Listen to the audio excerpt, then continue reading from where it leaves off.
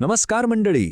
अनेकांना प्रश्न पडतो की कमीत कमी गुंतवणुकीत चांगला नफा देणारा व्यवसाय कोणता असू शकतो. तर आज आपण अशाच एका जबरदस्त संधीबद्दल बोलणार आहोत. आणि ती संधी म्हणजे चहाचा व्यवसाय. आता हा फक्त एक साधा स्टॉल नाहीये, तर दररोज चांगली कमाई करून देणारा एक उत्तम मार्ग आहे. चला तर मग पाहूया हे सगळं कसं शक्य आहे.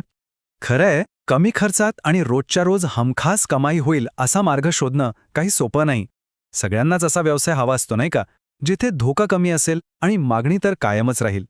आणि आश्चर्याची गोष्ट म्हणजे या प्रश्नाचं उत्तर आपल्या अगदी जवळ, आपल्या रोजच्या गरजेच्या वस्तूमध्ये दडलेलं आहे. हो, मी बोलतोय चहाबद्दल. आता हे आकडे बघा, 25,000 ते 60,000 रुपये. विश्वास बसणार नाही, पण एक साधा चहाचा स्टॉल महिन्याला इतकी कमाई करून देऊ शकतो. हो, हे अगदी शक्य आहे. आणि ते कसं शक्य आहे याचंच सोपं गणित आपण आता उलगडणार आहोत. ठीक आहे, तर आपण हा संपूर्ण व्यवसाय 5 सोप्या टप्प्यांमध्ये समजून घेणार आहोत. सगळ्यात आधी यातली मोठी संधी काय आहे ते पाहू. मग गुंतवणूक आणि जागेबद्दल बोलू. त्यानंतर नफ्याचं गणित, ग्राहक कसे आकर्षित करायचे आणि सगळ्यात शेवटी यशाचा तो खास फॉर्म्युला. चला तर सुरुवात करूया सगळ्यात पहिल्या आणि महत्त्वाच्या प्रश्नापासून, की चहाचाच व्यवसाय का?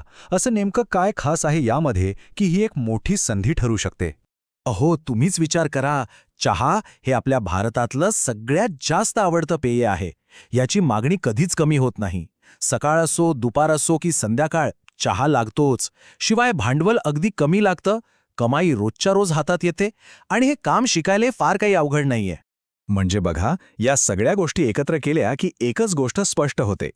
चहाचा व्यवसाय म्हणजे कमी धोका आणि जास्त मागणी असलेलं एक परफेक्ट समीकरण. आणि खरं सांगायचं तर हेच या व्यवसायाच्या यशाचं मूळ कारण आहे. चला तर मग आता वळूया प्रॅक्टिकल गोष्टींकडे.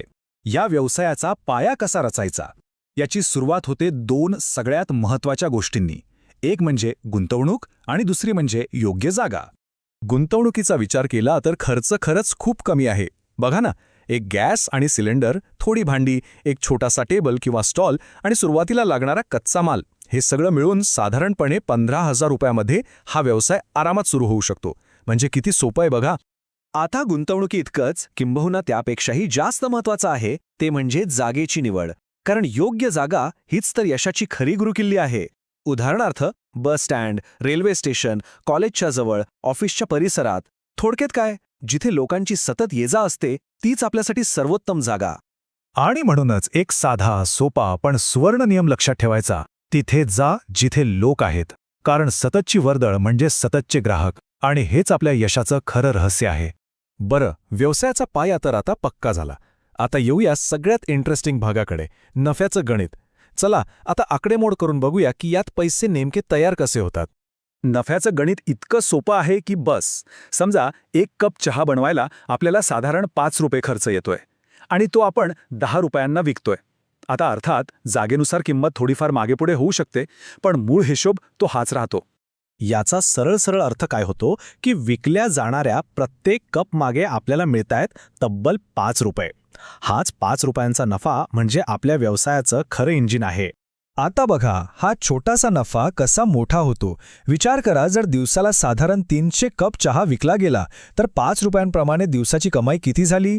बरोबर, तब्बल 1500 रुपये एका दिवसाची कमाई.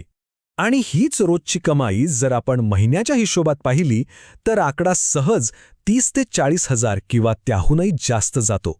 अर्थात हे सगळं तुमच्या विक्री व जागेवर अवलंबून आहे. आता वाटतंय ना की आपण सुरुवातीला जे आकडे पाहिले होते ते अगदी खरे आहेत. ठीक आहे, व्यवसाय सुरू झाला, नफ्याचं गणितही आपल्याला कळलं. पण व्यवसाय फक्त टिकवून चालणार नाही, तो वाढवायचा आहे. आणि त्यासाठी सगळ्यात महत्त्वाचं आहे ग्राहक मिळवणं.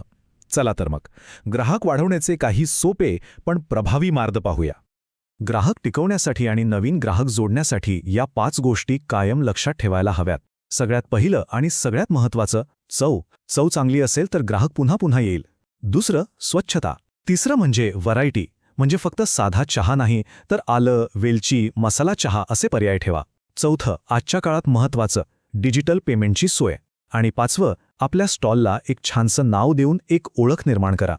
आपण आतापर्यंत बरीच माहिती घेतली, नाही का? आता या सगळ्या माहितीचं सार आपण एका सोप्या मंत्रामध्ये किंवा सूत्रामध्ये मांडूया. हे सूत्र या व्यवसायात यशस्वी होण्यासाठी खूप महत्त्वाचं आहे. तर मग यशाचा मंत्र अगदी सोपा आहे. योग्य जागा, अधिक उत्तम चव, अधिक प्रामाणिक सेवा, बरोबर निश्चित यश. या 3 गोष्टी जर एकत्र आल्या ना तर यश मिळणारच. हे सूत्र कधीही चुकत नाही. तर बघा, सगळी माहिती आता आपल्या समोर आहे. कमी गुंतवणूक, कमी धोका, कायम टिकणारी मागणी आणि चांगला नफा. आता प्रश्न फक्त एकच उरतो, पहिला कप कधी बनणार?